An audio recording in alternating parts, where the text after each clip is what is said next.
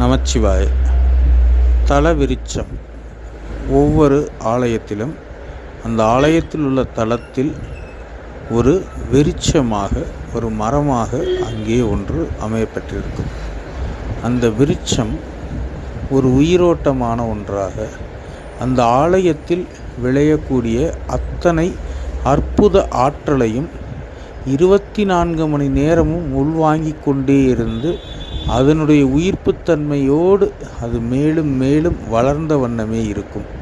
அதுபோல ஒவ்வொரு ஆலயத்தில் உள்ள அந்த உயிரோட்டமுள்ள அந்த தலவிருட்சம் மிகவும் ஒரு ஆற்றல் வாய்ந்த ஒன்றாக இருக்கும்.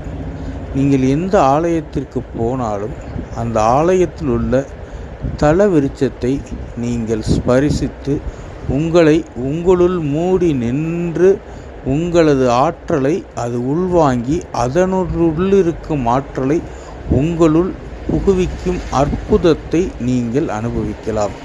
எத்தனையோ ஞானிகள், சித்தர்கள், மகான்கள் போன்றவர்கள் வந்தது அந்த ஆலயத்திலும் அந்த ஆலயத்தில் இடையறாது நடக்கக்கூடிய அந்த பூஜையின் பயனாகவும் அங்கே அந்த மரத்தில், அந்த விருட்சத்தில் இருந்து வெளிப்படும் ஆற்றல் உங்களுள் உள்வாங்கப்பட அது உங்களுள் பல அற்புத மாற்றங்களை சர்வ நிச்சயமாக நிகழ்த்தும்.